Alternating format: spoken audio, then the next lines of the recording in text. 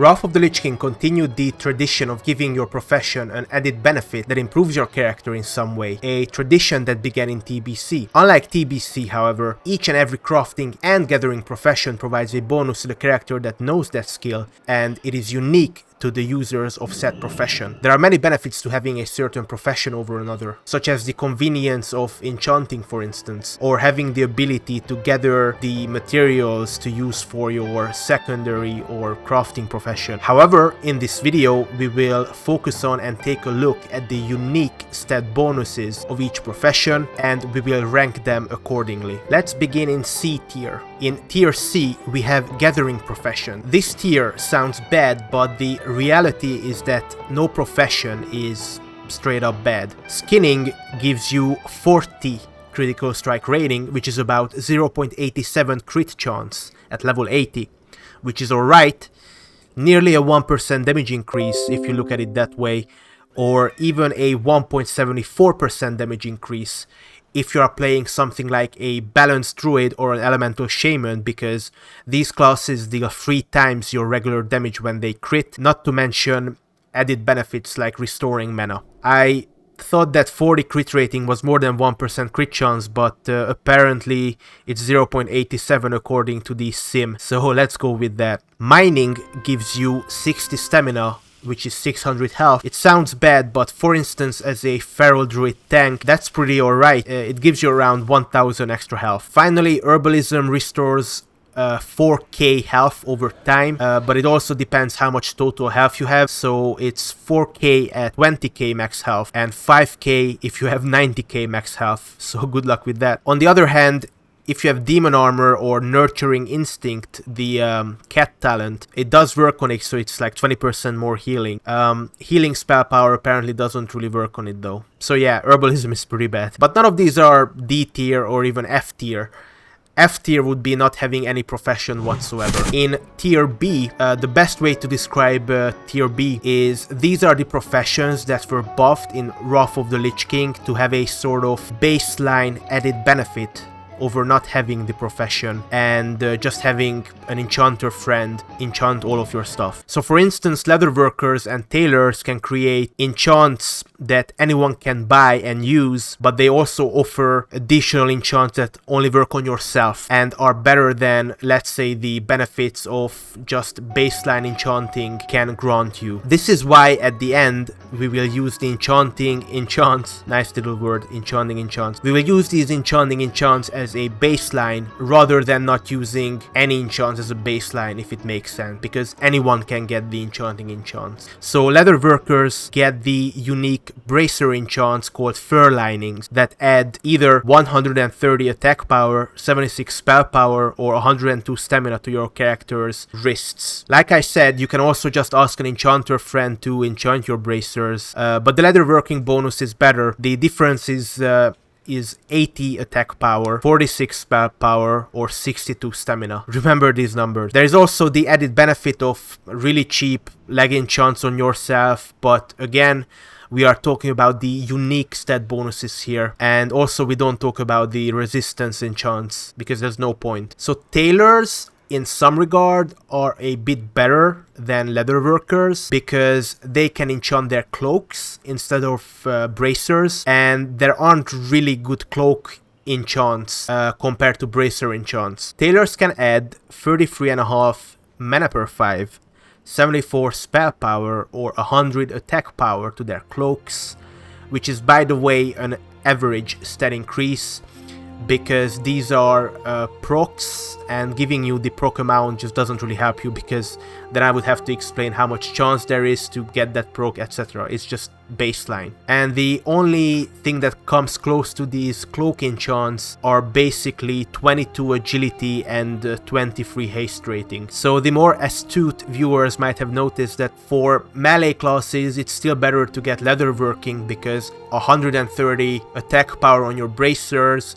is better than 100 attack power on your cloak, but in general the cloak enchants are better for non-melee classes. So Inscription offers 80 attack power, 40 dodge rating, and you guessed it, 46 spell power more than the baseline enchants to your shoulder pads. The baseline enchant in this case is not actually coming from enchanting, but rather the Sons of Hodi reputation grind. So you can skip that reputation grind if you're an inscriptor. Inscriptor? Scribe? Subscribe. So inscription has some nice benefits, like actually being a fun profession, making the Phase 1 best in slot trinkets, the Dark Moon card ones, which rake in a ton of gold, and basically having cheap glyphs for you to try out and other stuff like that. But because we are talking about unique set bonuses here, inscription is worse than tailoring or leatherworking by a little bit. Funnily enough, alchemy is in the same position as inscription, leatherworking and tailoring. Sure, you have the Flask of the North, which is an infinite flask, and you can have a nice pre-raid starting trinket, but otherwise the alchemy bonus passive skill Mixology increases the benefits you get from flasks literally by the same amount as inscription and the other professions. You guessed it, 80 attack power or 47 spell power. There is one small difference where, or it's actually pretty nice for healers, you can also get an extra 20 mana per 5 or 650 HP for tanks instead of the 40 dodge rating that inscription provides. This is also really funny. So enchanting is literally the same as inscription and alchemy and the other stuff. You can uniquely enchant your 2 rings. Nobody else can do this. But because you can only enchant like 40 attack power or 23 spell power on each of your rings, so that's literally the same 80 attack power and 46 spell power bonus. Finally, in B tier, we come to B for blacksmithing. It sounds really nice that you can have 2 extra any color gem slots on your gear, but in Phase 1 this only really means, for instance, 64 attack power or 38 spell power for the 2 slots, because half of these is what the current best gems you can equip without the jewel crafting professions are. Sure, in later phases, I read it's Phase 3 by the way, this evens out to 80 attack power and 46 spell power like the other professions. But how shit is that you have to wait until Phase 3 so the blacksmithing bonus becomes the same baseline as every other profession? Not only do you have to wait until Phase 3, it's the only profession where you have to pay for another profession's gems for you to be able to enjoy that bonus. So not only do you have to craft the socket bonus itself, you also have to buy the gems. Blacksmithing is a little better though in one sense, because you can equip any color gems, because you have the 2 extra gem slots. It cannot only be 80 attack power and 46 spell power, it can be again like mana per 5 for healers, dodge rating, stamina, and whatever else your heart desires. Not to mention that actually once Phase 3 rolls around and you can equip 40 strength worth of 2 gems, it's 40 strength is better for those classes than 80 attack power because of things like Blessing of Kings buffing strength but not buffing your pure attack power, for instance. So now we got to tier A. I'm not gonna go to tier S, I think it's just pointless. Sue me. Everybody knows that tier A has engineering and enchanting. I'm kidding, it's jewel crafting. It's really funny that engineering belongs here and not something like tier B. It is the most fun profession overall, with the slow fall, nitro boosts, the most amount of mounts to craft, although tailoring can also craft a flying carpet, which is pretty dope.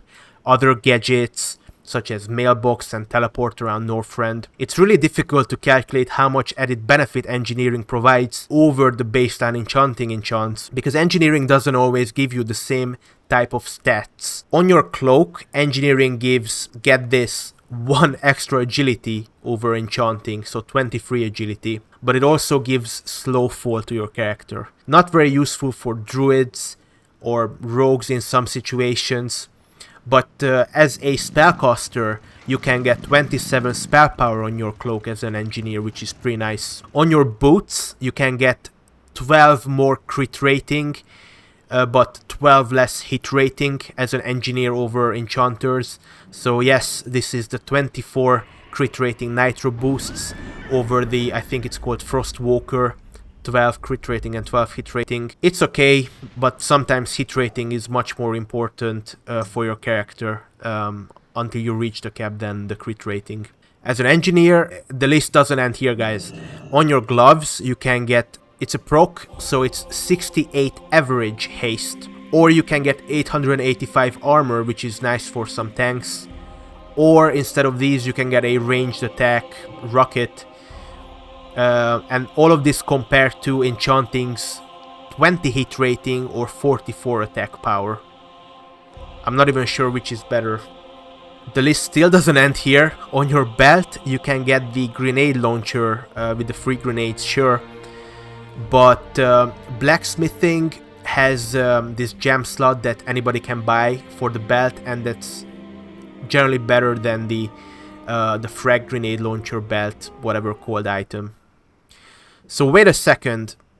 Overall, on your cloak, on your boots, on your gloves, that's not really better. Is engineering actually B tier? I mean, the 27 spell power on the cloak is nice if you're a caster, but as, for instance, a melee class, for instance, you barely lose anything by only having the enchanting enchants, especially if you have sprint. I guess if you consider nitro boost as something you use with sprint to get into position, it's alright. It's a pretty major DPS increase to start DPSing like a couple seconds earlier, but overall engineering doesn't actually provide that much more stat benefits. So let's talk about the real A tier, that is jewel crafting. Jewel crafting is the enchanting of the modern age for a modern man. Not only is it as convenient as having enchanting, you get to also equip 3 gems that are unique to the jewel crafter. These are called Dragon's Eyes, which provide a larger stat bonus than normal poor people gems. Now, it's interesting to keep in mind that in Phase 1, jewel crafting is better than Phase 3 jewel crafting. This is because in each phase, or rather in Phase 3, the poor people gems become more powerful, the ones that you can get. Epic gems start to unlock, but Phase 3 is not gonna unlock better Dragon's Eyes for the jewel crafter, so it's gonna be less. There's less in Phase 3. Is gonna be less of a difference between the poor people gems and the Dragon's Eye gems. Now, with that being said, 3 Dragon's Eyes provide 54 strength, which is again better than 108 attack power in Phase 1, and 87 spell power more than the baseline. I guess there's no baseline, these are just gems. The baseline gems, okay, the poor people gems. As a jewel crafter, you're gonna get access to, for instance, 54 more strength than the poor people, and 87 more spell power. But remember, this is Phase 1 only. In Phase 3, the difference is gonna be 42 strength, extra strength, and 48 spell power over the poor people. Which, if you calculate 42 strength as like 80 attack power, but again a bit better because of Blessing of Kings and other shit like that, it generally falls into the same category or the same amount of bonus. There's not really a big of a difference. So hang on, maybe jewel crafting is also B tier. I guess everything belongs in B tier now, and nobody wins. But again, remember that jewel crafters have the versatility of the gems being anything. It's not just 80 attack power, it can be again strength, but as a healer, it can be mana per 5 or spirit or spell power or a combination of the two, depending on what kind of socket you have. But you can equip whatever gems you want in whatever color socket if you don't care about the bonus. But anyways, stat wise, engineering and jewel crafting are only marginally better than the other professions. So what is the conclusion? When it comes to picking a profession, at least we have learned a very important lesson today. Don't play this fucking game. But seriously, if we have a look at the difference between the amazing jewel crafting gems and, for instance, Skinning's 40 critical strike rating. For instance, when it comes to a feral druid, the difference is only about 30 DPS when we are checking Phase 1 on the WoWSim. So that's less than 0.4% difference. And by the way, again, we are talking about phase 1 jewel crafting, not phase 3, because better gems are gonna be available for whatever. So the real conclusion is just pick whatever you like. If you want to have convenience, pick enchanting or jewel crafting.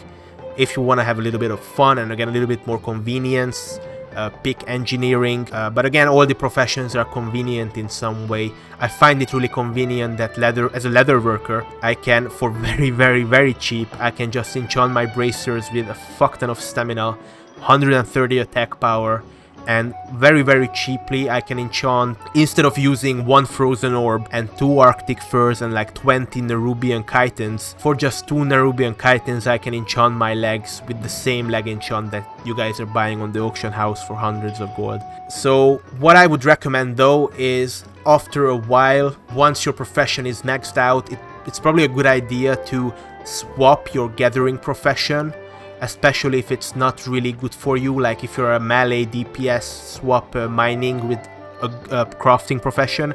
Just have 2 crafting professions if you want to have stats in the game. But the marginal stat difference is you're just gonna increase your DPS more if you play better.